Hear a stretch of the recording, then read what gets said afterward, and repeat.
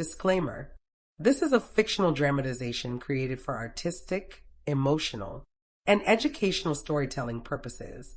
All characters and events are entirely fictional and created using AI tools. No impersonation, misrepresentation, or harm is intended.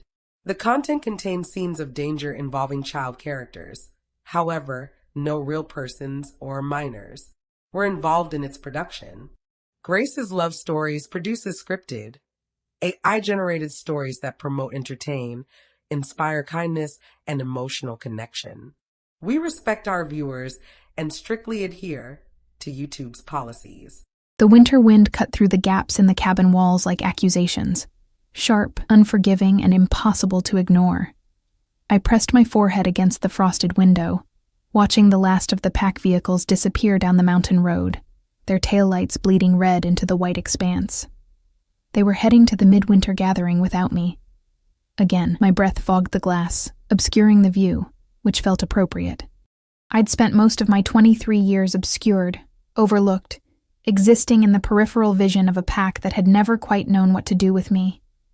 Clara, the omega who couldn't bond, the wolf who shifted late, whose instincts were too quiet, whose presence at pack gatherings made the alphas uncomfortable and the betas pitying.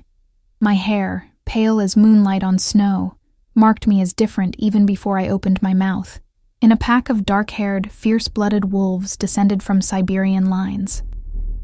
I looked like I'd been borrowed from another story entirely. The gathering was the pack's most sacred tradition. 3 days of running beneath the full moon, of hunts and bonds strengthening, of unmated wolves finding their pairs. 3 years ago, I'd been brought along with hopeful eyes from my mother. 2 years ago, with resigned duty. Last year, with barely concealed frustration.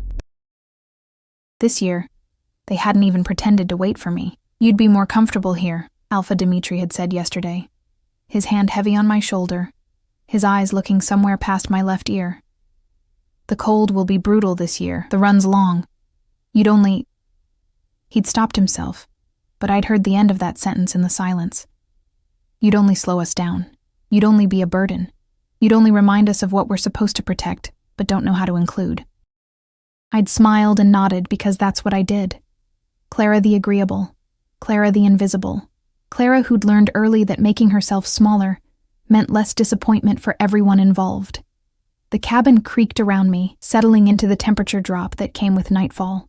This place had been my grandmother's before she passed, left to me because no one else wanted it.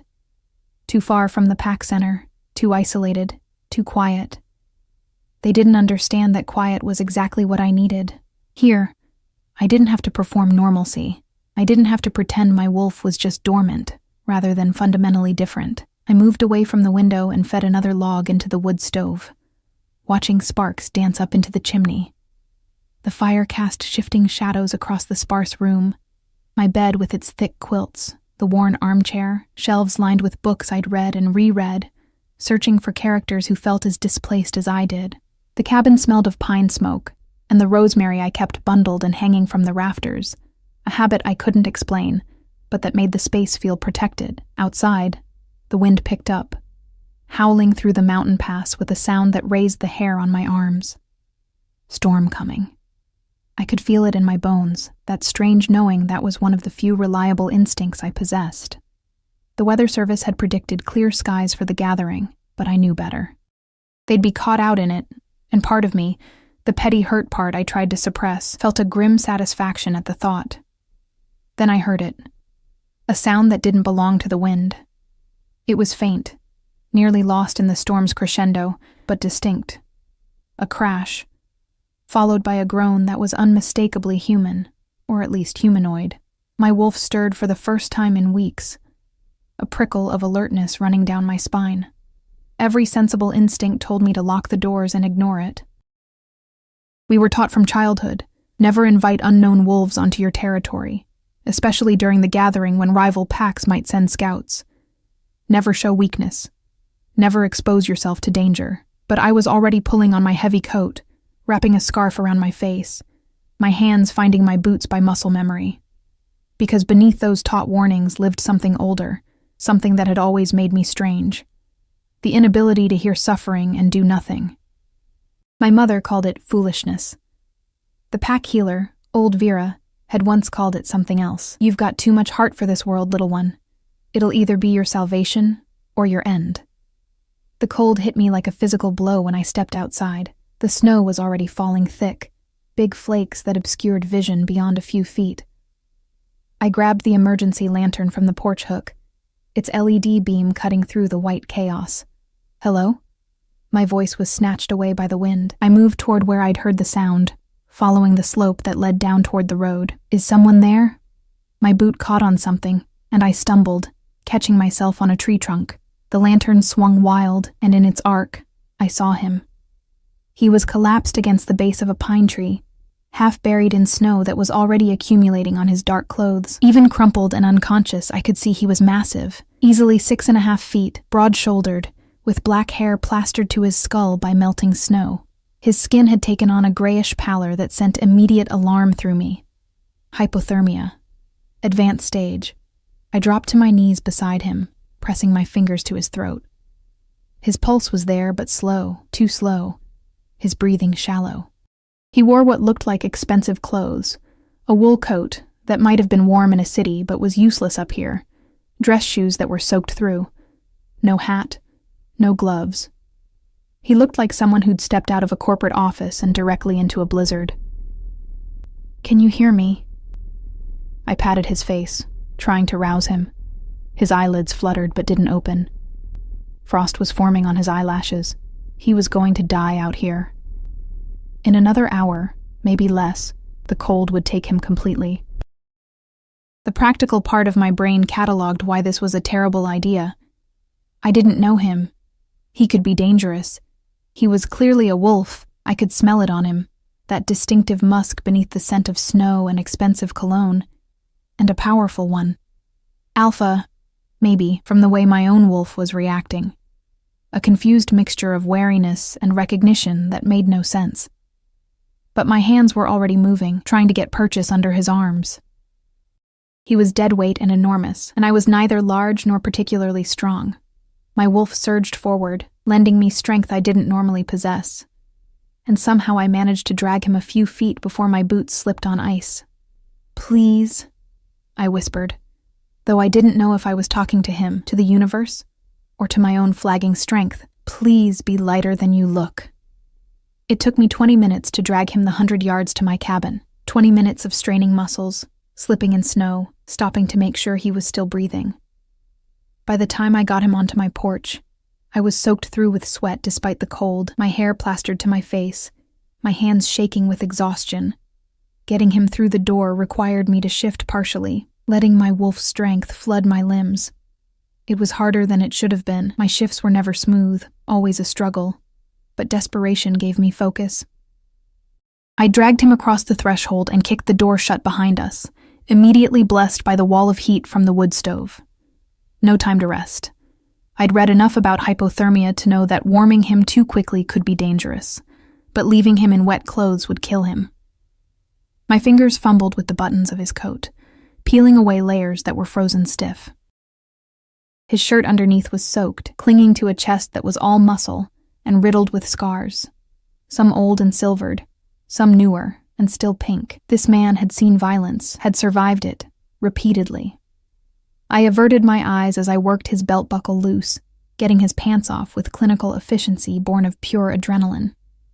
I grabbed every blanket I owned, wrapping him in layers, tucking them around him as he lay on my rug in front of the fire. His skin was still too cold, his lips tinged blue, body heat. The thought came unbidden, bringing a flush to my cheeks that had nothing to do with the fire. Skin-to-skin contact was the fastest way to warm someone in this state. But he was a stranger, a male, an alpha, if my instincts were right. And yet, I stripped down to my thermal underwear, my hands shaking with more than cold now, and carefully slipped under the blankets beside him. The shock of his cold skin against mine made me gasp, but I pressed closer, wrapping my arms around his massive frame, tangling my legs with his, trying to share what warmth I had. His face was inches from mine.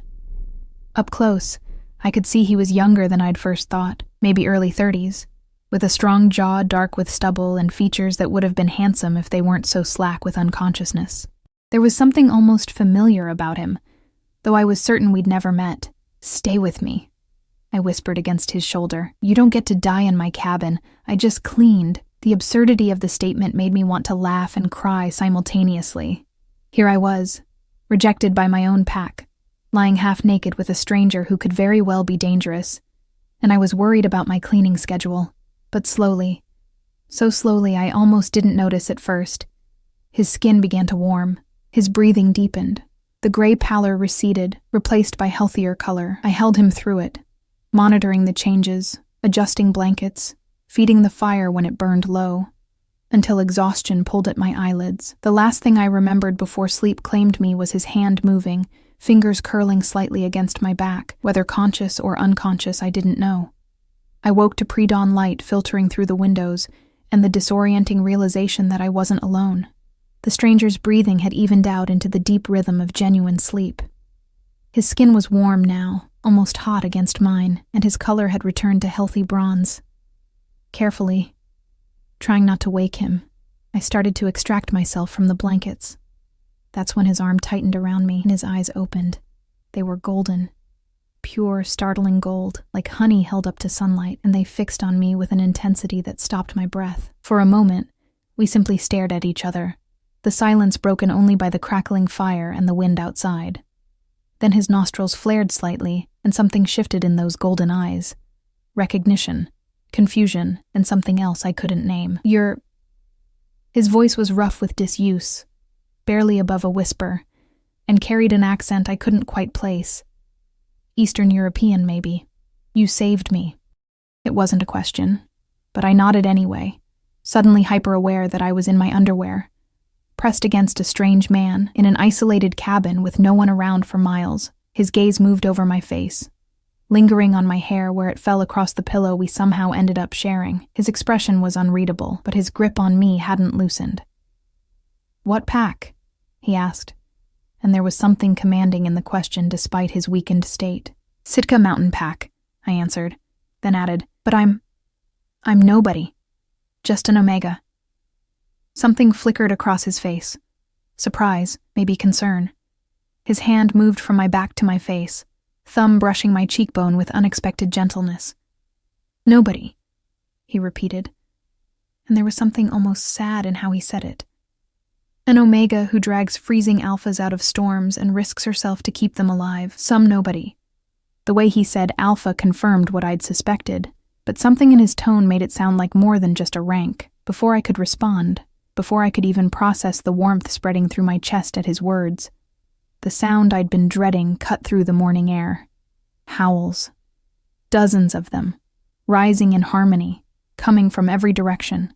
The stranger went rigid in my arms, his eyes widening. I felt my own heart drop into my stomach as I recognized what those howls meant. Not my pack. They were still at the gathering, hours away. These were different wolves, unknown wolves, and they were surrounding my cabin. The stranger moved with startling speed for someone who'd been half dead hours ago. He was on his feet before I could blink, the blankets falling away as he strode to the window with predatory grace that made my wolf whimper and press low. Even weak, even in borrowed sweatpants that barely fit his frame, he radiated a power that filled the small cabin like pressure before a storm. "How many?" His voice had shed all traces of weakness, now carrying a tone of absolute command. I scrambled up, grabbing a sweater and pulling it over my head as I joined him at the window. The early morning light revealed what the howls had announced. Wolves. Dozens of them, forming a loose circle around the cabin, their breath misting in the cold air. They weren't attacking, weren't advancing, just waiting. "I count at least 40, I whispered, my throat tight. Maybe more in the trees. They were massive, every single one of them. Larger than any wolf in my pack, with thick winter coats in shades of gray, black and silver. As I watched, one of them, a huge silver male with scars across his muzzle, threw back his head and howled again. The others joined, creating a chorus that vibrated through my bones. "They're calling for you," I said, understanding dawning. Aren't they? The stranger, I still didn't know his name, pressed his palm against the window, his jaw clenched so tight I could see the muscle jumping. Yes. Who are you? He turned to look at me then, and in the growing light, I saw details I'd missed in the chaos of the night. The scars weren't just on his chest. They decorated his arms, his shoulders. Speaking of battles survived, his hands were calloused, marked with old burns and cuts. This was a man who'd lived through violence and emerged harder for it, but his eyes, those impossible golden eyes, held something that didn't match the warrior's body.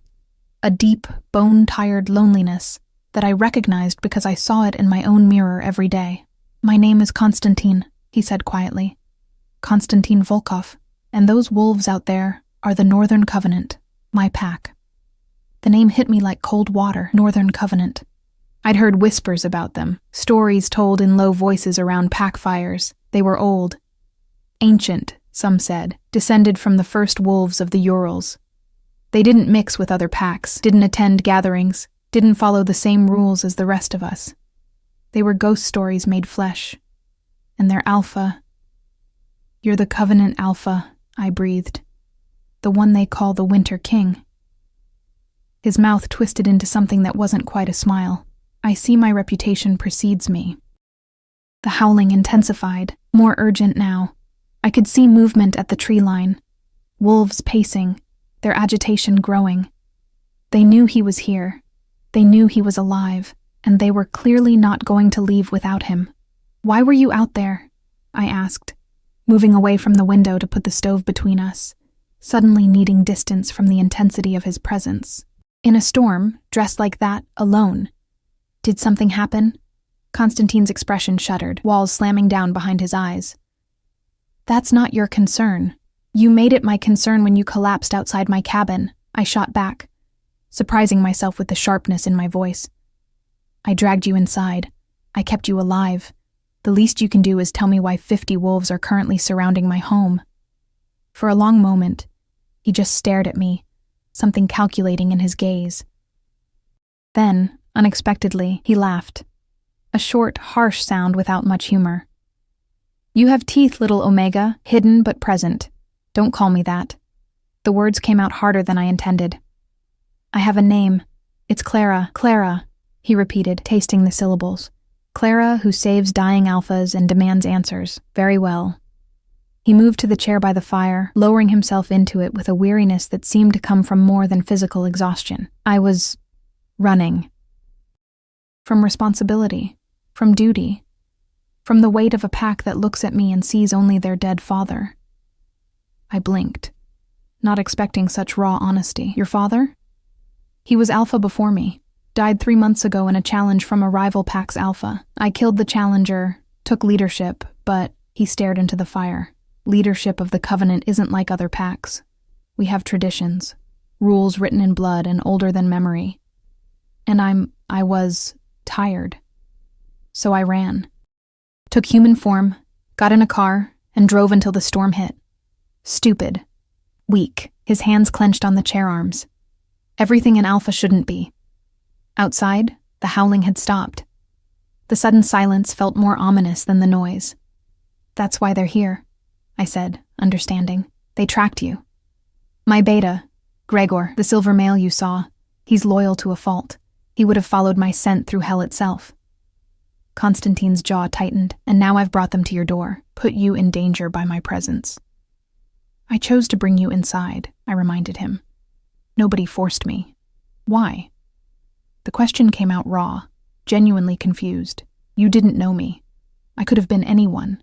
Dangerous, violent, a threat to you and your pack. Why risk it? I opened my mouth to answer, then closed it. How could I explain that thing inside me that responded to suffering like a compass to north? That being rejected by my own pack had made me hypersensitive to anyone left out in the cold, literally or figuratively. That seeing him collapsed in the snow had triggered every protective instinct I possessed, weak as they supposedly were. Because leaving you would have been wrong, I finally said, which was both insufficient and the complete truth. Something shifted in his expression, softened, maybe, though it was hard to tell. Before he could respond, A sharp knock rattled the cabin door. Not a request. A demand. Constantine was on his feet instantly, positioning himself between me and the door without seeming to think about it. The protective gesture sent a confusing warmth through my chest.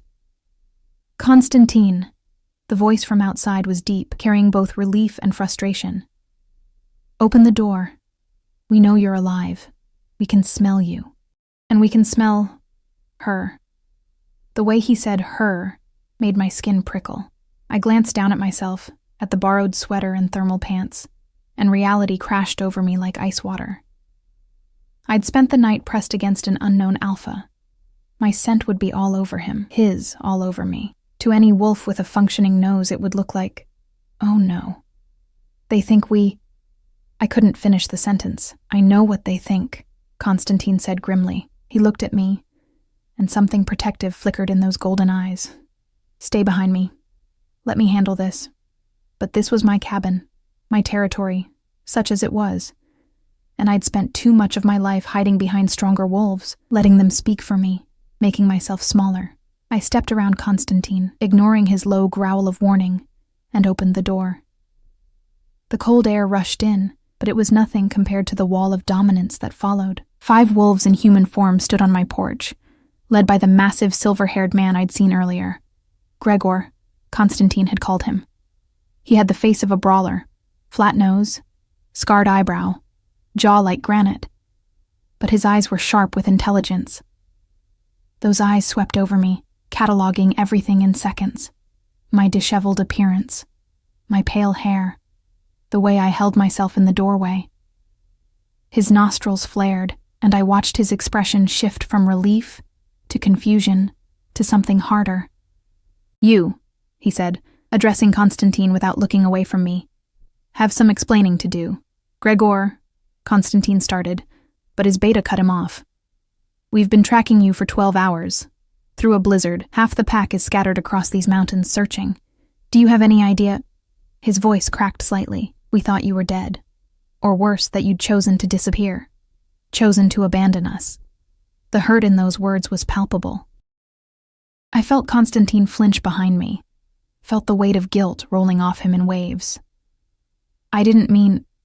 Constantine moved to stand beside me, his hand hovering near my shoulder without quite touching. I needed space, time to think. The storm came faster than predicted. "And you found shelter here." Gregor's gaze moved between us, assessing, with her. "An Omega from..." He inhaled deeply. "Sitka mountain pack. Where's the rest of your pack, Omega?" The dismissiveness in how he said Omega raised my hackles.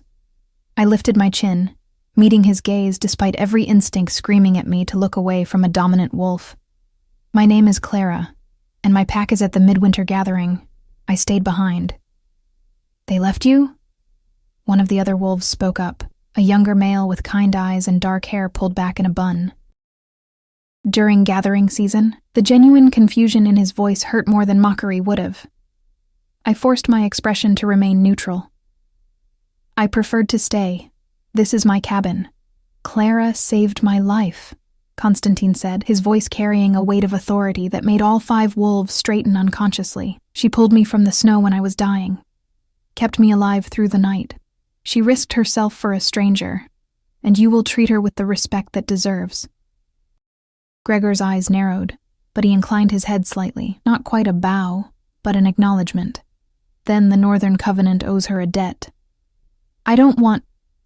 I started, but Constantine's hand finally made contact, settling warm and firm on my shoulder.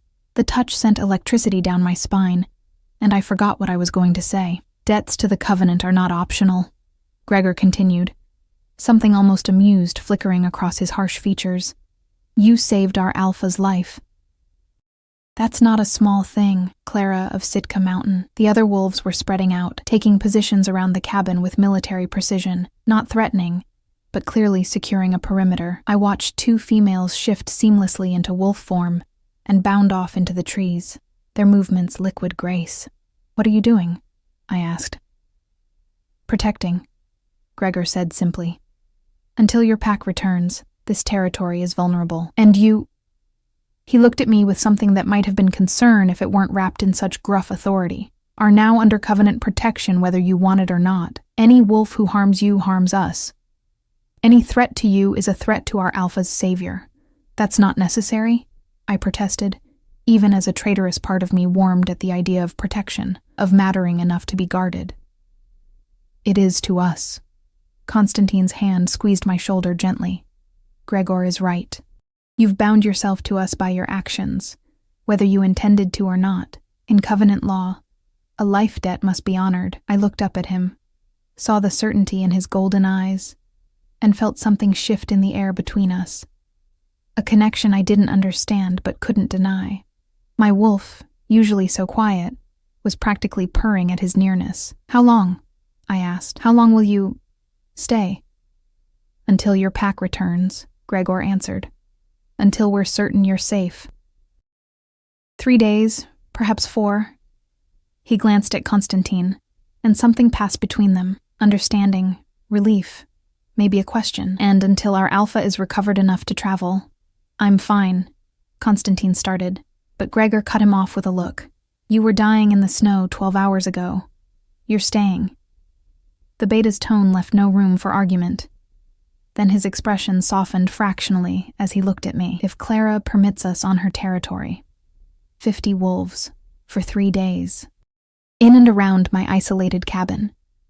The same cabin I'd chosen specifically because it meant being alone, being invisible, being safe from judgment and pity, and the constant reminder of my inadequacy. And yet, Constantine's hand was still on my shoulder. The young wolf with the kind eyes was smiling at me like I was someone worth smiling at. Even Gregor, despite his gruffness, had called me by name, had offered protection like it mattered. You can stay, I heard myself say, but I don't have enough food for 50 wolves. The kind-eyed wolf laughed, bright and genuine. Don't worry. We brought our own supplies. I'm Alexei, by the way, the pack's medic. I should check Constantine over, make sure there's no lasting damage from the hypothermia. I'm fine, Alexei, Constantine grumbled, but he swayed slightly as he said it, betraying his lingering weakness. Inside, I ordered, surprising everyone, including myself. All of you who need to come in, come in. But take your shoes off. I'm not cleaning mud and snow all day. Gregor's lips twitched. As you command, Clara of Sitka Mountain. They filed in. Gregor, Alexei, and 2 others, who introduced themselves as Nadia and Mikhail, both lieutenants in the pack hierarchy. They moved with the casual efficiency of wolves who'd worked together for years, Alexei immediately taking Constantine's arm and guiding him back to the chair, Nadia surveying the cabin with tactical assessment, Mikhail conferring quietly with Gregor about perimeter rotations. I stood in the middle of my suddenly crowded cabin, watching these powerful, confident wolves treat my space with respect, treat me with consideration, and felt reality tilting on its axis. Clara? Constantine's voice drew my attention. He was watching me with those intense golden eyes, and there was something in his expression. Gratitude, yes, but also curiosity, interest, maybe even concern. Are you all right? Was I? My pack had left me behind. I'd saved a dying alpha. That alpha's entire pack had surrounded my home and declared themselves my protectors. Nothing about this situation was remotely normal, and yet I felt more alive than I had in years. I'm fine, I said, and realized I meant it. But someone should make coffee. This feels like a coffee situation. Alexei laughed again, and just like that, the tension broke. Nadia volunteered to help, moving to my small kitchen with the confidence of someone used to making herself useful.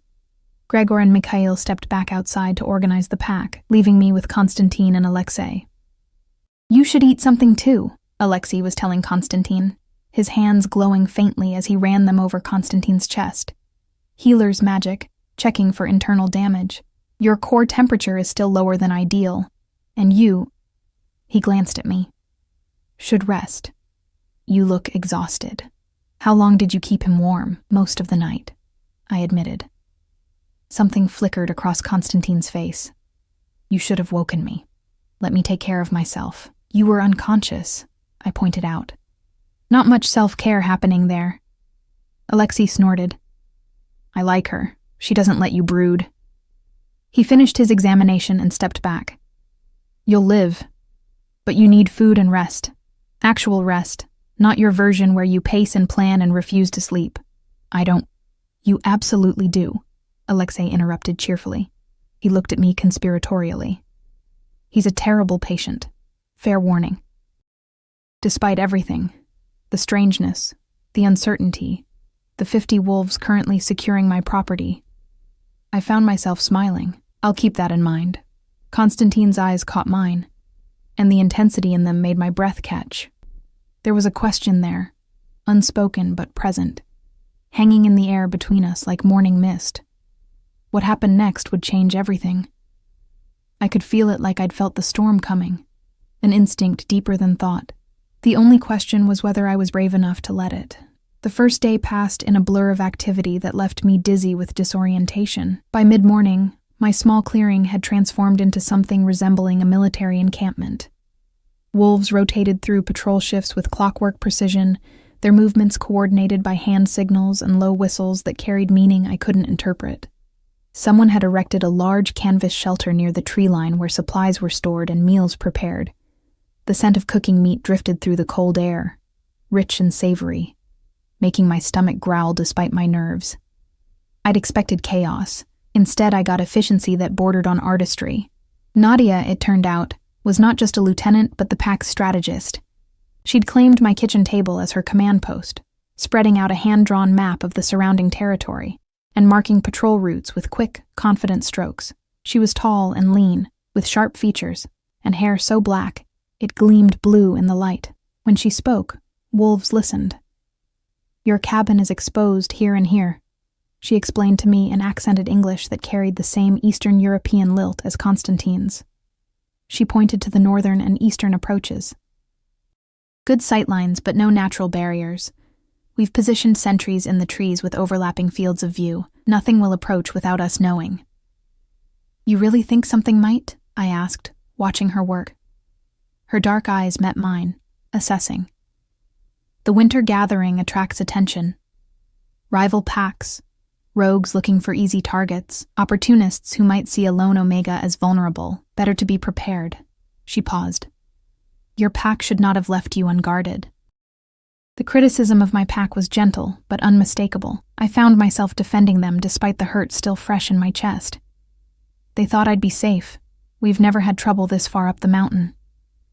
Things change, Nadia said quietly. The world is not as stable as it was. New packs are forming, old alliances fracturing, and Alpha must anticipate threats, not simply react to them. She glanced toward the window, where I could see Constantine speaking with Gregor near the supply shelter. Constantine understands this, sometimes too well. There was affection in her voice when she said his name, a familiarity that spoke of years of loyalty. How long have you been with the Covenant? I asked. Since I was 16, 22 years now. A slight smile touched her lips. Constantine's father took me in when my birth pack was destroyed by hunters. The Covenant became my family. Constantine became my alpha when his father fell, and I would follow him into fire if he asked. He ran away, I said, then immediately regretted the bluntness. I mean, he told me he was running, from responsibility. Nadia didn't look offended. Instead, she set down her pencil and leaned back, studying me with those sharp eyes. He was running from grief, from the weight of replacing a legend. His father was alpha for 40 years, Clara. 40 years of strength, wisdom, decisions that shaped not just our pack, but multiple territories.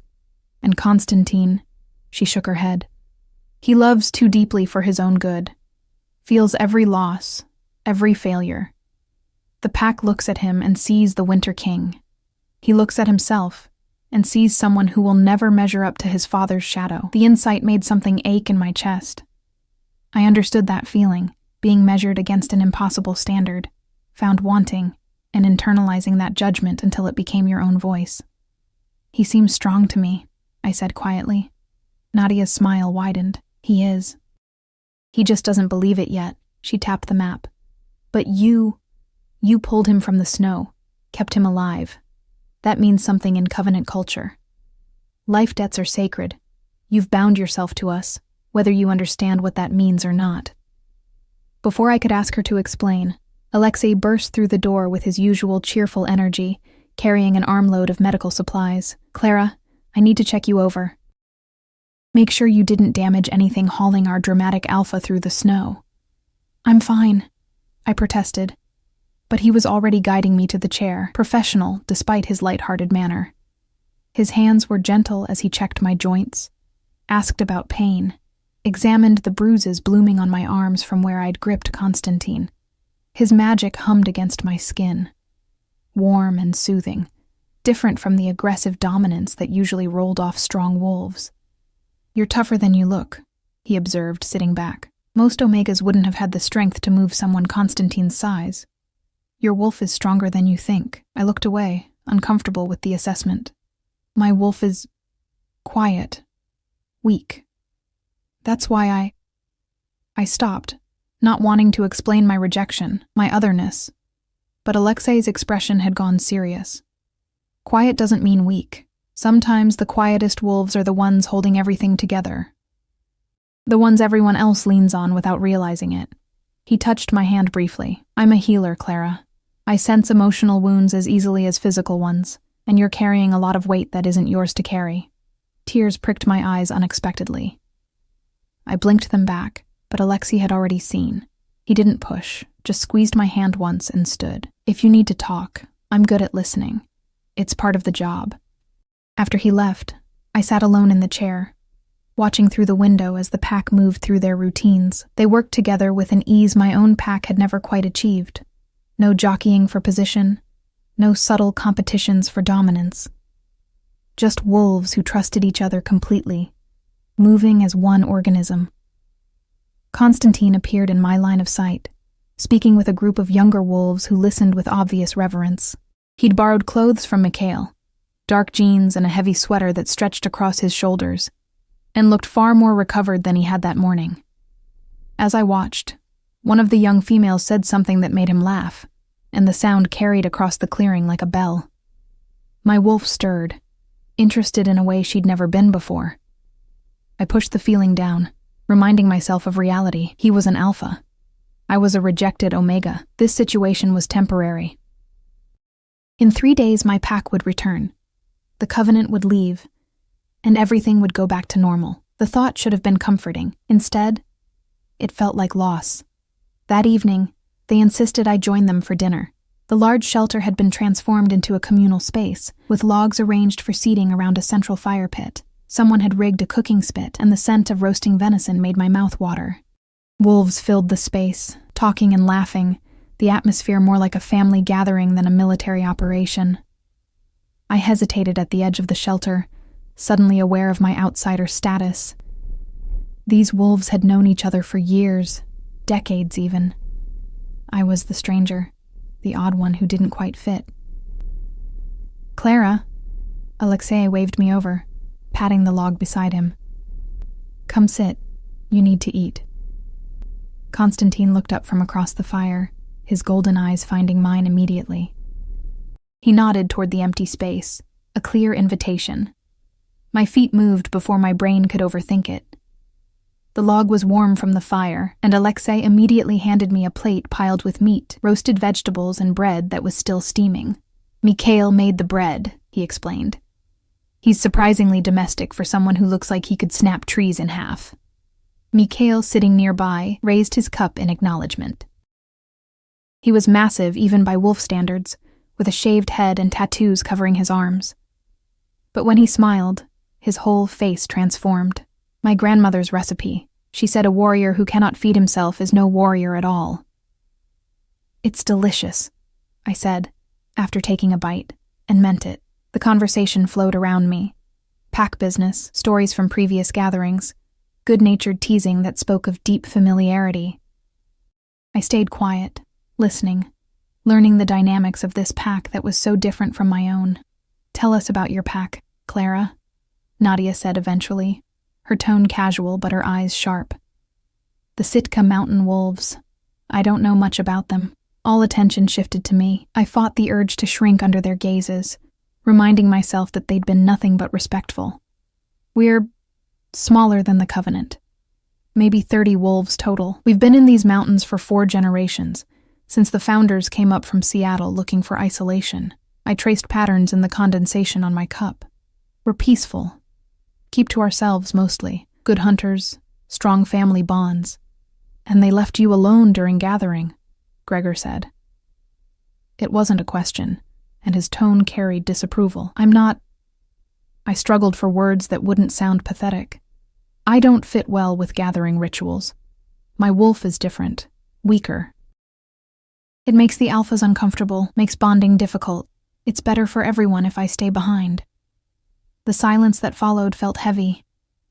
I risked a glance up and found Constantine staring at me with an expression I couldn't read.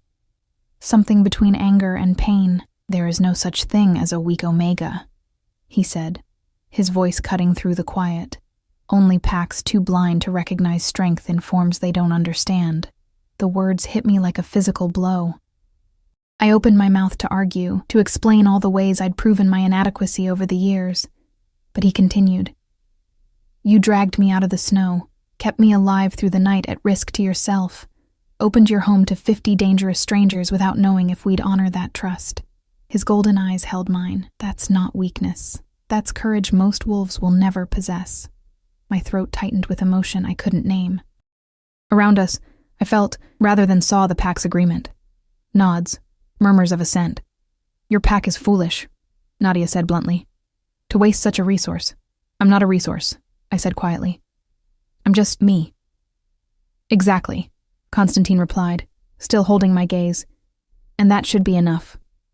The moment stretched between us, charged with something I didn't understand but felt in my bones. My wolf was practically singing, pressing against my skin like she wanted out, wanted closer to this alpha who saw something in me no one else had. The spell broke when Alexei stood, stretching. I should check the Eastern sentries. They're the new recruits and probably freezing their tails off trying to look tough. He grinned at me. "Don't let these old wolves bore you with war stories." "I'm 34, Mikhail protested. "Hardly old." "Ancient," Alexei shot back, dodging the bread roll Mikhail threw at him. The laughter that followed felt like acceptance, like being pulled into the warm center of something I'd never experienced. Belonging. Even temporary, even borrowed. It filled something hollow inside me. As the evening wore on and wolves began drifting off to their assigned rest shifts, I found myself alone by the fire with Constantine. The others had given us space, whether intentionally or not, and the shelter felt enormous with just the 2 of us. "Thank you," he said after a long silence. "For tonight. For making them welcome here. They're easy to welcome," I admitted. "Your pack. They're good wolves. You can feel the loyalty, the trust. It's..." I searched for words. "It's beautiful, actually, the way they work together. It's what my father built, what I'm trying not to destroy." He stared into the fire, shadows playing across his face. "I'm terrified of failing them, of being the alpha who breaks what took generations to create." The vulnerability in his voice made my chest ache. I shifted closer without thinking, drawn by instinct. "From what I've seen, they don't think you're failing. They followed you into a blizzard. That's not the behavior of wolves who've lost faith in their alpha. They followed because they're loyal, because they made promises to my father." He looked at me then, and the raw pain in his golden eyes stole my breath. But what happens when loyalty isn't enough? When I make the wrong call, trust the wrong wolf, lead them into danger they don't deserve, you'll adapt. Learn. Grow. I spoke from instinct, from that same place that had made me pull him from the snow. That's what good alphas do, and you are good, Constantine. I can feel it. His hand moved to cover mine where it rested on the log between us. The touch was electric, sending warmth racing up my arm. "How can you know that? You've known me less than a day. Sometimes a day is enough." I turned my hand over, letting our palms press together. "Sometimes you just know." We sat like that, hands joined, fire crackling, the night settling around us like a blanket. Tomorrow would bring more complications, more questions about what this connection meant and how it could possibly work. But for now, in this moment, I let myself have this. The warmth of his skin against mine, the steadiness of his presence, the feeling of being seen. "Tell me about your wolf," he said quietly. "The one you think is weak." So I did. I told him about shifting late, about the way my instincts felt muted compared to other wolves, about the difficulty bonding and the constant sense of being out of sync with my pack. I told him about the loneliness, the rejection, the slow acceptance that I would always be on the outside looking in. He listened without interruption, his thumb tracing small circles on my palm. When I finished, he was quiet for a long moment. "Your wolf isn't weak," he finally said. "She's selective, careful. She doesn't bond easily because she's waiting for bonds that matter, connections that run deeper than surface compatibility." He squeezed my hand. "That's not a flaw. It's wisdom. My pack doesn't see it that way." "Then your pack is wrong." His voice carried absolute certainty. "And maybe—" He stopped, seeming to reconsider his words. "Maybe what?" His golden eyes met mine, intense and searching. "Maybe you're not meant for them. Maybe your wolf has been quiet because she's been waiting for the right pack." "The right—" He cut himself off again, jaw clenching. "The right what?" I pressed, my heart racing. But before he could answer, a howl split the night, urgent, alarmed, coming from the northern perimeter. We were on our feet instantly, the intimate moment shattered by the call to action. Gregor appeared at the shelter entrance, already shifting toward his wolf form. Unknown wolves approaching, 6 of them, moving fast. Constantine's entire demeanor changed, the vulnerable male from moments ago replaced by the Winter King. Authority rolled off him in waves. "Formation Delta, protect Clara. No one engages until I give the order." "Constantine," I started, but he was already moving, his body flowing into the massive black wolf I'd somehow known he would be. Larger than any wolf I'd ever seen, with fur so dark it seemed to absorb light, and those golden eyes burning with predatory intelligence. Other wolves were shifting, forming a defensive perimeter around the shelter, around me. Nadia took position at my side, still in human form but with her canines extended, and her eyes glowing with her wolf's presence. "Stay close to me," she ordered. "Whatever happens, don't run." Through the trees I could see movement. Wolves approaching with purpose, their scents carrying aggression and something else. Something that made my skin crawl with instinctive warning. They weren't here to talk. And somehow, I knew with absolute certainty that everything was about to change. The 6 wolves that emerged from the tree line moved with the kind of arrogance that came from never being challenged. They were large, well-fed, their coats gleaming even in the firelight that spilled from the shelter. The alpha leading them was a rust-colored male with amber eyes that swept across the Covenant wolves with calculated assessment before landing on me. His lips pulled back from his teeth in what might have been a smile, if it weren't so predatory. Constantine stood at the front of our defensive line, a wall of black fur, and barely contained violence. His growl was so low, I felt it in my chest rather than heard it. A warning that needed no translation. The rust-colored alpha shifted, his transformation smooth and practiced. He was handsome in a conventional way. Square jaw, broad shoulders, the kind of build that spoke of gym time and protein shakes rather than survival. When he spoke, his voice carried the casual entitlement of someone who'd never been told no. "Well, well. The Northern Covenant, camping out in Sitka Mountain territory." His smile widened. "That's quite a violation of territorial agreements, don't you think?" Constantine shifted as well, standing naked and unashamed in the cold, his body language radiating dominance that made the other alpha's wolves take an involuntary step back. "We're here at the invitation of the territory's resident. We're violating nothing." The rust-colored alpha's eyes cut to me, and something ugly flickered across his face. "Clara, you invited them?" He laughed, the sound sharp with disbelief. "The reject Omega who can barely manage herself, playing host to 50 foreign wolves?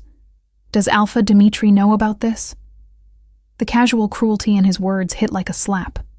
I felt Nadia tense beside me, felt the Covenant wolves' collective anger rise like heat. "Watch your tone, Marcus." Constantine's voice had dropped to something dangerous. "You're speaking about the woman who saved my life, who has shown more courage and honor than you're currently displaying. Marcus." The name clicked into place. He was from the Clearwater Pack, our nearest neighbors to the south. I'd met him once at a regional gathering 2 years ago, where he'd looked through me like I was furniture. Saved your life? Marcus's eyebrows rose in mock surprise. How dramatic. And how convenient that the great Winter King just happened to collapse outside the one cabin occupied by a lone, unmated Omega during gathering season. His implication was clear and disgusting. Constantine moved so fast I barely tracked it. One moment he was 10 feet away. The next he had Marcus by the throat, lifted slightly off the ground, claws extended just enough to dimple skin without breaking it. "Choose your next words very carefully," Constantine said, his voice glacially calm despite the violence of his grip, "because they may be your last." The 5 wolves with Marcus shifted into attack posture, but Gregor and Mikhail moved to flank Constantine, their message clear. "Try it and die." "Constantine, please." I didn't recognize my own voice. It came out stronger than I expected, carrying authority I'd never used before. "He's not worth it." For a long moment, Constantine didn't move. Then slowly, he released Marcus, who stumbled back gasping and rubbing his throat. But Constantine didn't retreat. He stood his ground, golden eyes blazing. Clara showed mercy where I would not have.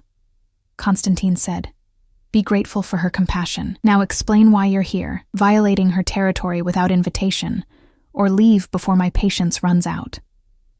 Marcus's face had gone red, from oxygen deprivation and humiliation both. "We're here because Clearwater received reports of unknown wolves in Sitka territory.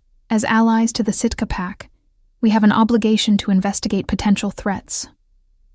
His eyes cut to me again, though I'm beginning to think the threat isn't what we expected. "There is no threat," I said, forcing myself to step forward despite every instinct screaming to stay behind the protective line of Covenant wolves. "The Northern Covenant are my guests. They'll leave when my pack returns from the gathering. There's no violation, no danger." "No danger?" Marcus's laugh was ugly. "Clara, you can't actually be this naive. You're a lone Omega who's invited 50 foreign wolves, including their alpha, to camp on your doorstep. Do you have any idea how this looks? What people will say?" "I don't care what people say." The words came out fiercer than I intended, fueled by years of whispered conversations that cut off when I entered rooms, of pitying glances and careful distances. I'm tired of living my life worried about appearances and gossip and what people will think. I saved a dying man. The fact that he's an alpha doesn't change that basic decency. Decency. Marcus seized on the word like a weapon. "Is that what you're calling it? Because when Alpha Dimitri returns and finds his territory occupied by the Covenant, when he learns that you spent a night alone with their alpha before inviting his entire pack to stay," he shook his head with false sympathy. "Your reputation was already questionable. This will destroy what little standing you had left." The words landed like physical blows, because they carried truth. My pack already saw me as a burden, a problem to be managed. This would confirm every doubt they'd ever had about my judgment, my reliability, my place in the hierarchy. "Her reputation," Nadia said, her voice cutting through the night like a blade, "is that of a wolf who saved an alpha's life at risk to herself, who showed courage and compassion when weaker wolves would have looked away. If your pack sees that as shameful, then your pack is broken." "And if Sitka Mountain agrees with Clearwater's assessment," Marcus challenged, "what then? Will the mighty Covenant go to war over one insignificant Omega?" "Yes." Constantine's answer was immediate and absolute. "We would. She's under our protection now. Anyone who threatens her threatens us, including," his eyes bored into Marcus, "ambitious alphas from neighboring packs who seem very interested in undermining her standing." The accusation hung in the air. I saw Marcus's jaw clench, saw the calculation behind his eyes. He was considering something, weighing options.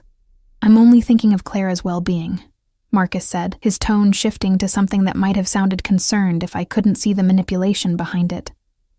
"When this situation inevitably becomes complicated, when questions are raised about what really happened here, she'll be the one who suffers.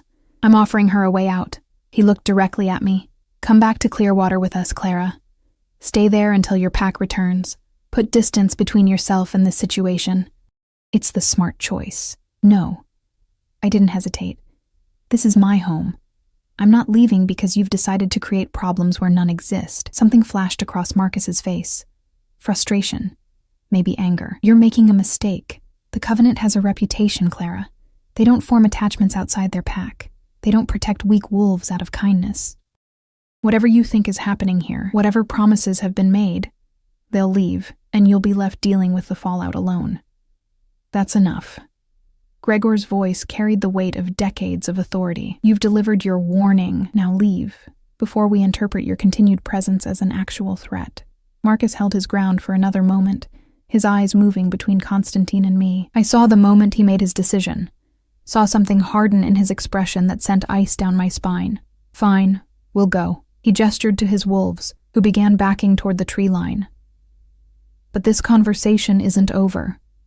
When Alpha Dimitri returns, when he learns what happened here, Clara, I hope you're prepared for the consequences. They melted back into the forest, but their scents lingered.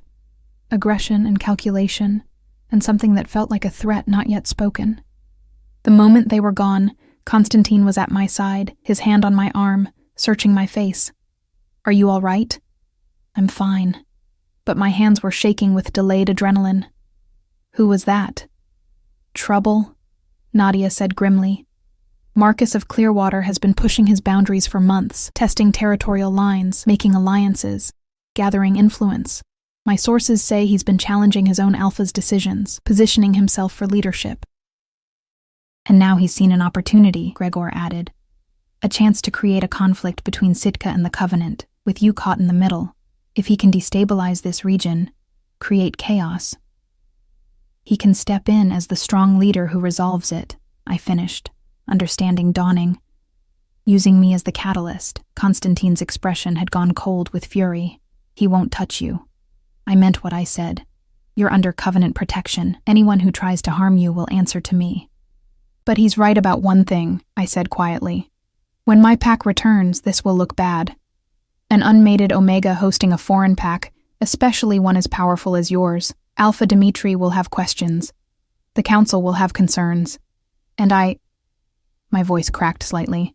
I don't have the standing to defend this decision. Not really. The weight of my position crashed down on me.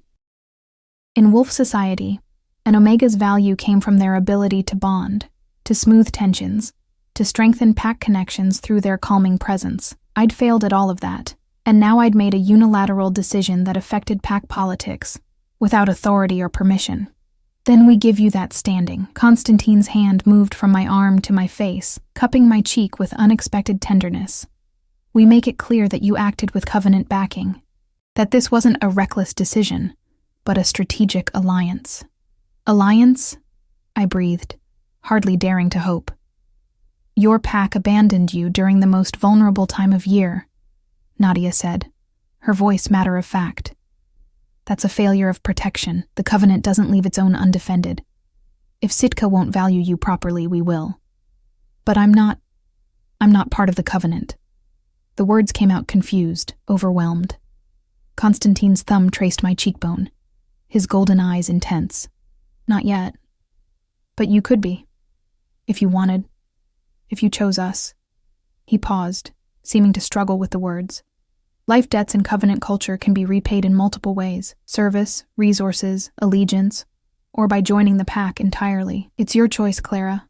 Always your choice. But the offer stands. My heart hammered against my ribs. Join the Covenant? Leave Sitka Mountain? The only pack I'd ever known? It seemed impossible. Terrifying. Like standing at the edge of a cliff with no way to see the bottom. And yet, I thought of the way Constantine's pack worked together. Trusted each other. The way Alexei had checked on me. Nadia had valued my input. Mikhail had shared his grandmother's bread like I mattered. The way Constantine looked at me, not with pity or confusion, but with something that felt like recognition. Like seeing. I can't decide this tonight, I whispered. It's too much. Too fast. I know. Constantine's hand dropped from my face, leaving cold where his warmth had been. I'm not asking for an answer now. Just think about it. Consider what life could look like where your differences are strengths, not flaws. Before I could respond, Alexei jogged up, slightly out of breath. Constantine, we have a problem. The eastern sentries found tracks. More wolves, different from Marcus's group. Multiple scents, moving in a search pattern. Gregor swore in Russian. How many? At least 10, maybe more. They're being careful, staying just outside our perimeter. Alexei's usual cheerfulness was gone, replaced by professional concern. It's coordinated. Someone's gathering information. Marcus called for backup before coming here, Mikhail realized. He wanted to see our strength, our positions. Now he's got scouts mapping everything. Konstantin's expression went predatory. He's planning something, testing our defenses, looking for weaknesses. His eyes found mine. He's using you as bait, Clara, trying to force a confrontation that makes the Covenant look like aggressors. Fear lanced through me. What do? We don't take the bait. Nadia was already moving, her tactical mind clearly racing through options. We double the sentries, rotate shifts every 2 hours to keep everyone sharp. We document everything, every approach, every scent marker, every territorial probe. When Sitka returns, we'll have evidence that we were defending, not invading. And we keep Clara safe, Konstantin added. She doesn't leave the inner perimeter. Not until this is resolved. I'm not a prisoner, I started. You're not, he interrupted gently. But you're also not bait for an ambitious alpha's political games. Please, Clara, let us protect you. Just for now. The earnestness in his voice, the genuine concern in his eyes. It broke through my reflexive independence. I nodded slowly. Okay. But I want to help. I don't know. Coordinate supplies, help with meals, something. I can't just sit idle while you defend my home. A small smile touched Konstantin's lips. Alexei, put Clara with the logistics team. Make sure she stays central and has guards. On it. Alexei offered me his arm with exaggerated chivalry. Come on, Clara. Let me introduce you to our supply managers. Fair warning. They're efficient to the point of being terrifying. As I let him lead me back toward the shelter, I glanced over my shoulder. Konstantin stood with Gregor and Nadia, already deep in strategy discussions.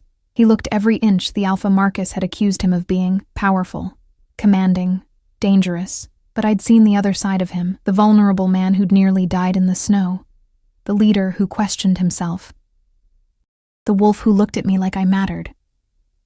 He likes you, Alexei said quietly as we walked. I've known Konstantin for 15 years, since I joined the Covenant. I've never seen him look at anyone the way he looks at you. He barely knows me, I protested. Sometimes that's when you see people most clearly, before expectations and history cloud everything. Alexei squeezed my arm gently. And for what it's worth, I think you're good for him. You make him remember there's more to life than duty and responsibility. I didn't know what to say to that, so I stayed silent as we entered the shelter. The supply team, 2 efficient females named Sonia and Irina, immediately put me to work organizing rations and checking inventory. The mundane tasks gave my hands something to do while my mind raced. Hours passed. Wolves came and went, reporting in, receiving assignments, maintaining the careful watch that kept us all safe. Every time Konstantin passed through, his eyes found me, checking without words that I was okay. Each time I nodded, and each time, something warm bloomed in my chest. As dawn approached, painting the sky in shades of pink and gold, I finally admitted the truth I'd been avoiding. I didn't want this to be temporary. I didn't want the Covenant to leave in 3 days and take this feeling of belonging with them. I didn't want Konstantin to disappear from my life like he'd never been there at all. The realization terrified me almost as much as it felt inevitable. Outside, a wolf howled, our own sentries, signaling shift change. Another day was beginning, another day closer to my pack's return, to decisions that would change everything. I touched the window, watching Konstantin move through his pack with confident authority, and wondered if courage meant choosing what you wanted even when you couldn't see how it would work. Wondered if maybe, just maybe, I was brave enough to try. The second day brought an uneasy calm that felt more threatening than Marcus's direct confrontation. The scouts remained at our perimeter, shadows in the trees, scents on the wind, a constant reminder that we were being watched. Konstantin increased security protocols, but I could see the tension building in his shoulders. the way his jaw clenched when another report came in of wolves circling just beyond our defenses. By afternoon, I couldn't take the waiting anymore. I found him near the eastern edge of our perimeter, standing with Gregor as they studied tracks in the snow.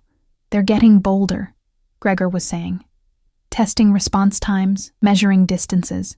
Marcus is building intelligence for something. Let him." Konstantin's voice was cold. "We're not giving him the confrontation he wants.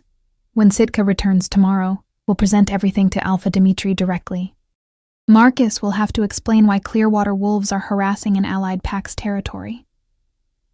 "And if Dimitri sides with Marcus?" I asked, making both males turn. "If he decides the Covenant's presence is the real problem?" Konstantin's expression softened when he saw me, some of the hard edges dissolving. "Then we deal with that when it comes. But Clara, whatever happens, you have options. You're not trapped." The promise in his words made my throat tight. Before I could respond, Nadia appeared, moving quickly. "Konstantin, we have visitors, real ones this time. Sitka mountain wolves, 5 of them coming up the main road." My stomach dropped. "They're early. The gathering wasn't supposed to end until tomorrow night." "Apparently someone sent word about our presence here," Nadia said grimly. "Wanna guess who?" "Marcus." "Of course." He'd ensured my pack knew exactly what they'd find when they returned, their reject Omega hosting 50 foreign wolves, compromising territorial integrity, making decisions above her station. "I need to talk to them," I said, already moving. "Explain before they—" Konstantin's hand caught mine, stopping me. We explained together. "You're not facing this alone." We walked back to the clearing as a unit. Konstantin, Gregor, Nadia, and me. The 5 Sitka wolves were already there, standing rigid near the tree line. I recognized Alpha Dimitri immediately. Broad-shouldered, graying hair, face carved from years of mountain weather and hard decisions. Beside him stood his beta, James, and 3 enforcers I knew by sight, but not well. Dimitri's eyes found me first, and what I saw there made my heart sink. Disappointment. Concern. The look of a leader realizing a problem he'd hoped to avoid had materialized anyway. "Clara." His voice was carefully neutral. "Would you like to explain what's happening here?" I stepped forward, acutely aware of Konstantin's presence behind me, supportive but letting me speak first. 3 nights ago, I found someone dying in the storm. I brought him inside and kept him alive. When his pack came looking for him, they offered protection while you were away. I accepted. That's all this is. That's all? James spoke up, his tone sharp. "Clara, you invited the Northern Covenant, 50 wolves from one of the most powerful packs in the region, onto our territory without authorization. Do you understand the political implications?" "I understand that leaving someone to die would have been wrong," I said, keeping my voice steady despite the trembling in my hands. "I understand that the Covenant has been nothing but respectful, that they've protected this territory better than—" I stopped myself, but the implication hung in the air. "Better than you did, leaving me here alone." Dimitri's expression tightened. You didn't anticipate I'd matter enough to attract attention," I finished quietly. "I know.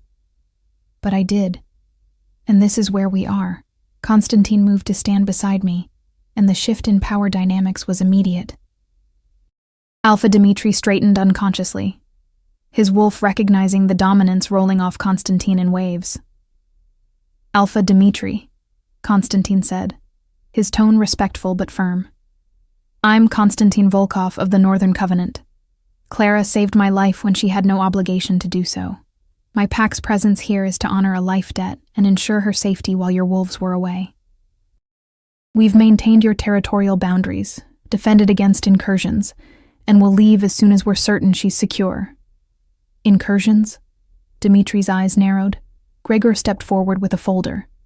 Physical documentation they'd been compiling. "Clearwater Pack has been probing this territory for 2 days. Their alpha, Marcus, made aggressive contact and has since maintained scout positions around this location. We have documented times, positions, and scent identifications." James took the folder, flipping through pages with growing alarm. "Marcus was here? Made contact?" He suggested Clara's reputation would suffer from hosting us, Nadia said dryly, then proceeded to ensure that outcome by reporting to you and maintaining a surveillance presence that looks remarkably like preparation for a territorial challenge. I watched understanding dawn on Dimitri's face.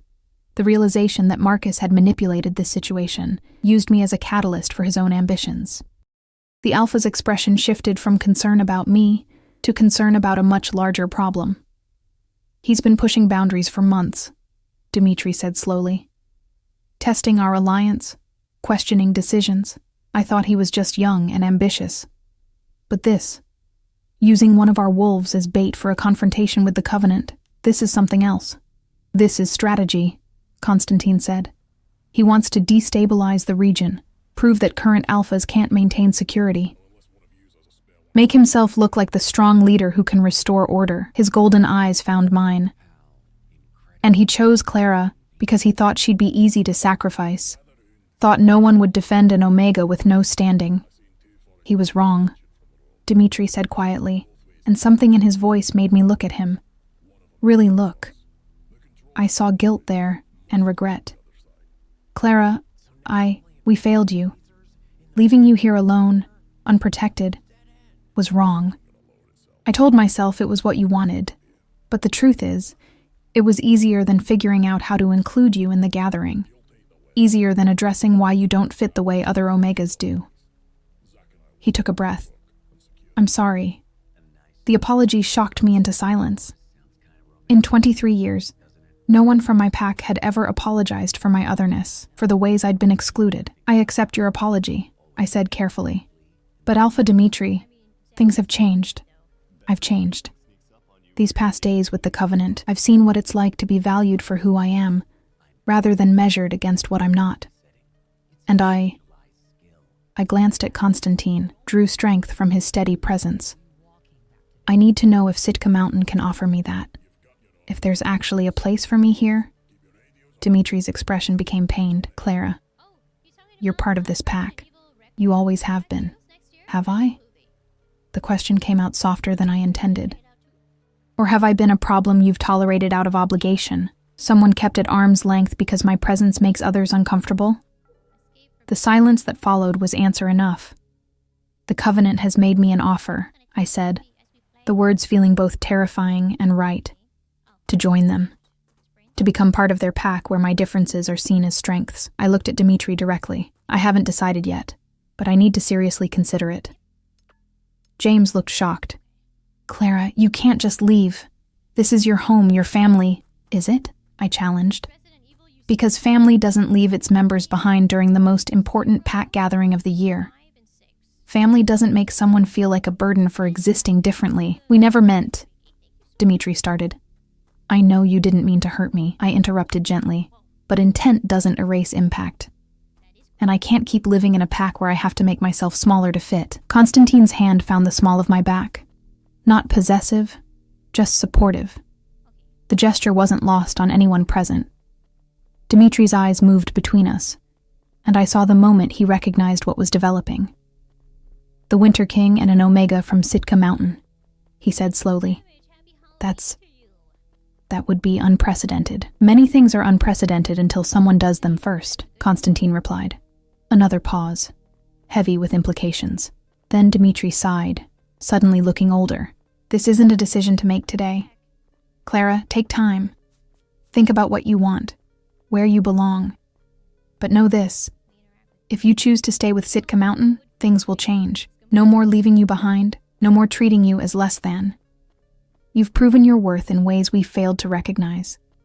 He glanced at Constantine, and if you choose the Covenant, we'll miss you, but we'll respect it. The diplomacy in his words was obvious, but beneath it, I heard genuine emotion. Maybe Dimitri had cared more than I'd known. Maybe my pack had simply been blind rather than cruel. What about Marcus? Gregor asked, bringing us back to immediate concerns. He's still circling, still looking for an opening. Leave Marcus to me, Dimitri said, steel entering his voice. His Alpha and I will have words about territorial violations and respect for alliances. This ends today. As if summoned by his name, a howl rose from the forest, different from our sentries, carrying challenge and demand. Marcus, making his move. We all tensed as figures emerged from the trees. Marcus led a group of at least 15 wolves, all in human form, all radiating aggression, but behind them came more wolves. Other packs, I realized with growing dread. Marcus hadn't just brought Clearwater. He'd gathered allies. "This has gone far enough," Marcus announced, his voice carrying across the clearing. "Alpha Dimitri, the Covenant's presence here is a violation of territorial agreements and regional stability. As allies to Sitka Mountain, we're calling for their immediate removal." "You have no authority to make that call," Dimitri said coldly. "I have the authority of 4 allied packs who agree this situation threatens everyone." Marcus gestured to the wolves behind him. "The Covenant is too powerful, too insular. Allowing them to establish presence here sets a dangerous precedent." "We're not establishing presence," Constantine said, his voice carrying lethal calm. "We're honoring a life debt. We'll leave when Clara is safe." "Safe from what?" Marcus challenged. "The only threat here is you. 50 foreign wolves occupying territory, intimidating neighboring packs, manipulating a vulnerable Omega." "I'm not being manipulated," I said loudly, stepping forward despite Constantine's warning growl. "I'm making my own choices, and you, Marcus, you're the one who created this crisis. You reported to Sitka, gathered these packs, turned my act of compassion into a political incident. Why? What do you gain?" His eyes fixed on me with cold calculation. "I gain a region that's secure, where power-hungry alphas can't exploit weak wolves for territorial advantage." "Weak?" The word came out harder than I'd ever spoken before. Years of internalized shame transforming into anger. "You keep using that word like it defines me. Like being different means being lesser, but I dragged an alpha twice my size out of a storm. I kept him alive through the night. I opened my home to 50 wolves and earned their respect. The only weakness I see here is your need to control others to feel strong." Shocked silence followed my outburst. Marcus's face had gone red, his hands clenching into fists. "Clara's right," Dimitri said, moving to stand beside me. "This isn't about territorial security. This is about your ambition, Marcus, and I won't let you use my pack member as a pawn in your games." "Then you're choosing the Covenant over your own allies?" Marcus's voice rose. "Over regional stability? I'm choosing what's right," Dimitri replied. "The Covenant has done nothing wrong. Clara has done nothing wrong. You're the one who needs to leave. You and whatever wolves you've convinced to follow you in this pointless confrontation." For a long moment, Marcus stood frozen, clearly not expecting unified resistance. His plan had been to divide and conquer, to force Dimitri into choosing sides. Instead, Sitka and the Covenant stood together, and his political play was crumbling. "This isn't over," Marcus finally said, but the threat sounded hollow. He turned and stalked back into the forest, his gathered allies following with varying degrees of reluctance. As the last of them disappeared, I felt the tension drain from my body, leaving me shaking with reaction. Constantine's arms came around me immediately, steadying me, and I leaned into his strength without thinking about appearances or propriety. "You were magnificent," he murmured against my hair. Over his shoulder, I saw Dimitri watching us with an expression I couldn't quite read. Acceptance, maybe, mixed with melancholy. He nodded once, acknowledging what was becoming obvious to everyone. That night, as the Covenant prepared for departure the next morning, Constantine found me alone at the cabin's window, watching the stars. "Have you decided?" he asked softly. I turned to face him, this alpha who'd stumbled into my life frozen and dying, and somehow changed everything. "I want to try," I said, "with the Covenant. With you. I want to see what it's like to belong somewhere I don't have to hide parts of myself." His smile was brilliant, transforming his usually serious face into something beautiful. "Then come home with us. Let us show you what pack can really mean." "I'm scared," I admitted. "So am I." He cupped my face in his hands, but some things are worth being scared for. When he kissed me, gentle and questioning, I tasted possibility and hope, and the promise of belonging. My wolf sang inside me, finally recognizing what she'd been waiting for all along. 3 days later, I stood in the Covenant's territory, vast forests and mountains that felt ancient and alive. Constantine held my hand as he introduced me to the full pack. Over 200 wolves who welcomed me, not as an oddity, but as their alpha's chosen, as someone valued. That night, under the full moon, I ran with them for the first time. My shift was still difficult, still different, but when Constantine's massive black wolf pressed against my smaller silver form, I felt complete in a way I'd never known possible. I'd been rejected by one pack, yes, but I'd found acceptance in another. And sometimes that's how transformation works.